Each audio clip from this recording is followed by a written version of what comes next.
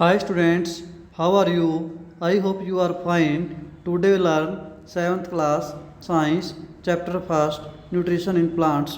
Our topic is saprotrophs continue. देखिए saprotrophs हम कर रहे थे तो उसी के अंदर हम आगे एक्टिविटी 1.2 करेंगे। Take a piece of bread, एक ब्रेड का टुकड़ा ले लीजिए। मोस्टन इन विद वाटर उस पर थोड़ा सा डालिए ताकि इसमें कुछ नमी हो जाए। Leave it in most warm place, इसे फिर नमी वाले और गर्म जगह पे रखिए। फॉर 2-3 डेज, 2 से 3 दिन तक। Until patches are appear on them, ताकि उसके ऊपर थोड़े से जो पैचेज हैं मतलब के निशान हैं, जैसे रुई की तरह के निशान हैं। देखिए अब दिखाता हूँ डायग्राम में, ये हैं, ये दिखा रखे। जब तक इस पे इस तरह के निशान ना बन जाएं, इसको माइक्रोस्कोप से या लेंस से दिखाया हुआ है, इस तरह से दिख रहा है ये। तो ये क्या है, फुंगी है, फफूंदी लग जाती है जो इसको। What is the colour of these patches, in patches का कलर जो निशान थे अभी दिखाए मैंने, इनका कलर कैसा है। Observe the patches under microscope, microscope से हम देख सकते हैं या मैग्नीफाई ग्लास लेंस से। Write do your observation in notebook, अपनी कॉपी में ये ऑब्जर्वेशन लिखिए। You will see cotton like thread spread on the piece of bread, जैसे अभी धागे या रुई की तरह के जो छोटे छोटे अभी मैंने जो दिखाए थे पीसीज हैं ब्रेड के ऊपर जो दिख रहे थे। देखिए अभी ये दिखाया था, अभी ये देखिए, ये धागे की तरह रुई की तरह इस तरह के ये दिखते हैं हमें। तो ये क्या है, फफूंदी है, यानी कि फुंगी जिसको बोल देते हैं।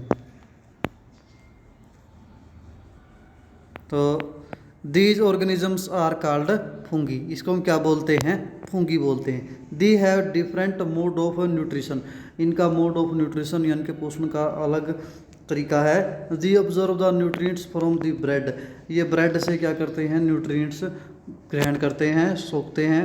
The mode of nutrition in which organism take in nutrients from the dead and decaying matter is called saprotrophic nutritions, जिसके अंदर कोई भी ऑर्गेनिजम्स अपने जो न्यूट्रिएंट्स हैं, जो पोषक तत्व है, डेड मरी और गली सड़ी वस्तुओं से प्राप्त करते हैं, तो उस न्यूट्रिशन के मोड को क्या बोलते हैं हम, सप्रोट्रोफिक न्यूट्रिशन। जैसे ब्रेड के ऊपर से फुंगी जो अपना पोषण प्राप्त कर रही है, तो यानी कि गले हुए ब्रेड के ऊपर से, इसको क्या बोलते हैं, saprotrophic nutritions. Such organisms with saprotrophic mode of nutrition are called saprotrophs, इन ऑर्गेनिजम्स को हम क्या बोलते हैं, saprotrophs organisms. Fungi also grow on pickles, अचार पे, लेदर पे, क्लॉथ पे, others article that are left in hot and humid weather for long times, जो गर्म और नमी के मौसम में लंबे समय तक पड़े रहते हैं, उनके ऊपर ये लग जाती है फफूंदी यानी कि फुंगी। खासकर बारिश के दिनों में ऐसा होता है, बरसात के मौसम में, उस टाइम पे गर्मी भी होती है और नमी भी होती है। During the rainy season the spoil of many things, बहुत सारी वस्तुएं खराब हो जाती हैं। Ask your parents about the means of the fungi in your house, तो अपने घर में भी कई बार आपके पेरेंट्स को कहते हुए सुना होगा, बेन पे फफूंदी लग गई है। The fungals spores are generally present in the air when the land on water, देखिए अभी फंगल यानी जो फफूंदी है नॉर्मली कहाँ पे पाया जाता है, एयर के अंदर, व्हेन द लैंड्स, जो ज़मीन के ऊपर होता है। देखिए इसके बाद पहेली क्या कह रही है, Paheli is need to now whether a beautiful shoes which has wore special occasion were spoiled by fungi, उसके शूज़ थे जो स्पेशल फंक्शन पे ही वो डालती थी, वो ख़राब हो गए हैं फफूंदी लगने से, यानी कि फुंगी लगने से। ड्यूरिंग द रेनी सीजन, बरसात के मौसम में। She want to know how fungi appears suddenly during the rainy season, किस तरह से फुंगी रेनी सीजन के दौरान अचानक हो जाती है। इसके बाद भूजो कहता है, भूजो वाज वंस, भूजो भी कह रहा है इसके बाद, Boojho says once this grandfather told, एक बार उसके दादा कहते हैं, him that his wheat fields were spoiled by the fungus, उनकी गेहूं की फसल भी खराब हो गई थी फंगस की वजह से, यानी फफूंदी लगने की वजह से। He want to know if fungi cause disease also, क्या फफूंदी की वजह से कुछ बीमारियां भी लग जाती हैं। Paheli told him that many fungi like yeast and mushrooms are useful, कुछ ऐसी फफूंदी भी हैं जो यूजफुल भी हैं, but some fungi cause disease, लेकिन कुछ फंगी की वजह से बीमारियां भी लग जाती हैं भाई। देखिए animals including say humans some fungi are also use as a medicine, बहुत सारी फंगी ऐसी भी हैं जो फफूंदी जो दवाई के लिए यूज में होती है। जैसे इस तरह के कई टीके हैं, पेनिसिलिन का टीका लगता है, वो भी फफूंदी से ही तैयार किया जाता है। ये गिल्ली और wet and warm things they germinate and grow, फफूंदी क्या होती है भाई, गीली और गर्म वस्तुओं के ऊपर जनरेट होती है। Now can you figure out how can protect our things from the getting spoil, किस तरह से हम अपनी वस्तुओं को ख़राब होने से बचा सकते हैं। देखिए सम ऑर्गेनिजम्स लाइव टुगेदर, इसके बाद कुछ ऑर्गेनिज्म क्या होते हैं, इकट्ठे रहते हैं। And share both shelter and nutrients, shelter मतलब रहने की जगह और न्यूट्रिएंट्स मतलब अपना पोषण, अपने पोषक तत्व या भोजन आपस में साझा करते हैं। This relationship is called Symbiosis, उस रिलेशनशिप को हम क्या बोलते हैं, सिम्बोसिस रिलेशनशिप। क्या बोलते हैं, symbiosis relationship. For example certain fungi lives inside the root of plant, कुछ फंगी यानी कि फफूंदी पौधों की जड़ों में रहती हैं। The plant provide nutrients to the fungus, देखिए फंगस को न्यूट्रिएंट्स प्राप्त होते हैं पौधों से।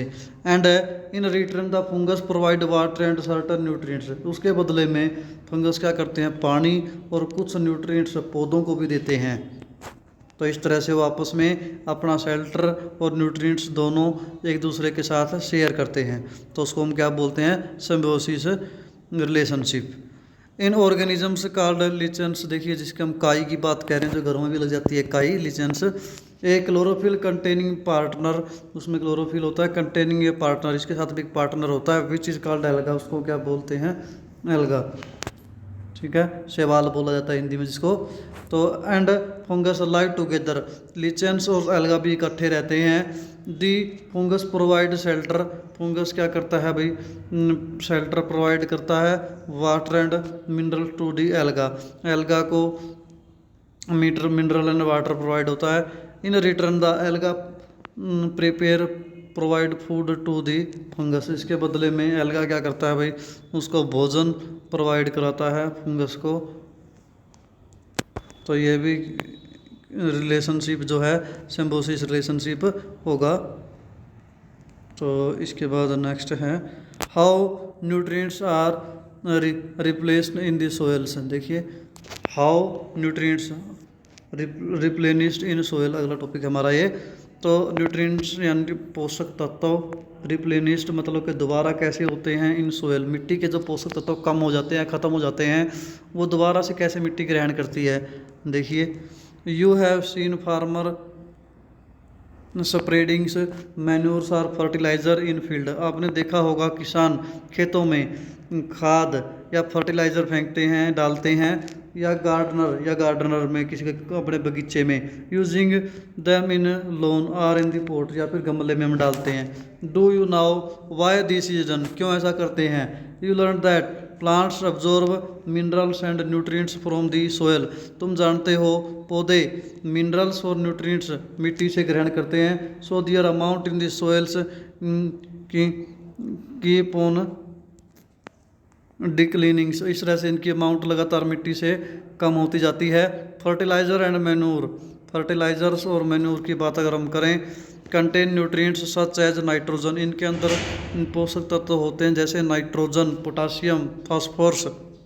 These nutrients need to be added from time to time to rich in the soil, ये न्यूट्रिएंट्स मिट्टी में टाइम टू टाइम डालने पड़ते हैं। We can grow plants and keep them healthy if we can fulfil the nutrients, अगर हम ज़मीन पे पौधे उगाते हैं और उन्हें न्यूट्रिएंट्स पूरी तरह से मिलेंगे तो पौधे या फसल हेल्दी होंगी।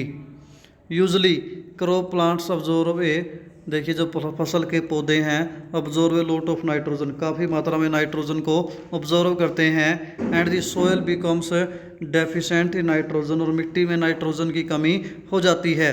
यू लर्न दैट जो nitrogen gas is available in plenty in the air, तुम सोचते होगे भाई एयर के अंदर 78% नाइट्रोजन है।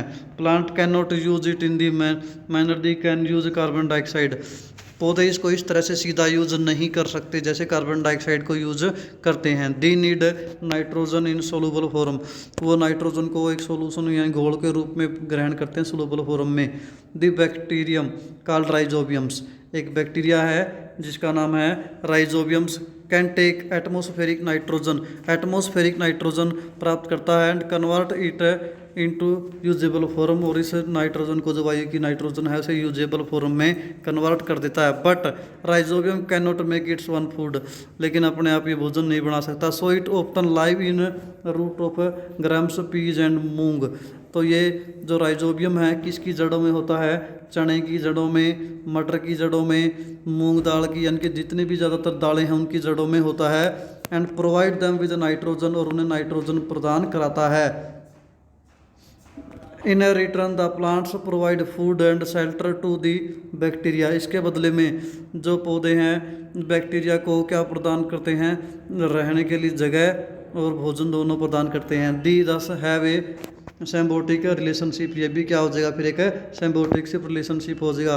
The associations of the great significance for the farmers, तो ये दोनों ये जो रिलेशनशिप है सिम्बायोटिक रिलेशनशिप दोनों के बीच में फार्मर के लिए बहुत ही फ़ायदेमंद है, बहुत ही महत्वपूर्ण है। They can reduce the use of nitrogen fertiliser where leguminous, देखिए जहाँ पर दालों की फसल उगाई जाती है वहाँ पे नाइट्रोजन वगैरह डालने की ज़रूरत नहीं पड़ती है, और मिट्टी की जो नाइट्रोजन की क्षमता मतलब की ज़रूरत है वो पूरी हो जाती है। तो प्लांट्स आर ग्रोन, जहाँ पे दालों के पौधे उगाए गए। मोस्ट ऑफ द पल्सीज यानी कि dal are obtained from leguminous plant, leguminous फलीदार पौधों से ही होते हैं। In this chapter you learn that most of the plant are autotrophs, ज़्यादातर प्लांट क्या है ऑटोट्रोप्स है, मतलब अपना भोजन अपने आप बनाते हैं। Only a few plants are parasite, कुछ प्लांट्स पैरासाइट्स हैं या सप्रोट्रोप्स ट्रोपिक्स हैं, जैसे हमने बोला था अमरबेल का एग्जाम्पल किया था। They derive nutrition from other organism, दूसरे ऑर्गेनिज्म से प्राप्त करते हैं। All animals are categories as heterotrophs, सारे के सारे एनिमल्स क्या हैं हेटेरोट्रोप्स हैं, क्योंकि अपने भोजन के लिए वो पौधों पे डिपेंड करते हैं। They depend on the plants and other animals for food. Can we say that the insectivorous plants are partial heterotrophs, insectivorous plants हमने बात करी थी जैसे पीचर प्लांट की, वो छोटे जीवों को भी खाता है और फोटोसिंथेसिस भी बनता है उसमें, तो वो क्या होते हैं, तो वो दोनों चीज़ें होती तो उसको हम क्या बोलते हैं हेटेरोट्रोप्स। देखिए पार्शियल हेटेरोट्रोप्स होते हैं वो। तो इस तरह से हमारा फर्स्ट चैप्टर कंप्लीट है। फिर भी इसमें कोई डाउट है किसी भी तरह का, कोई क्वेश्चन का, कोई मीनिंग का, मेरे से पूछ सकते हो, पर्सनल नंबर से पूछ सकते हो। तो नेक्स्ट टाइम हम इसके एक्सरसाइज के क्वेश्चन आंसर करेंगे। Thank you, have a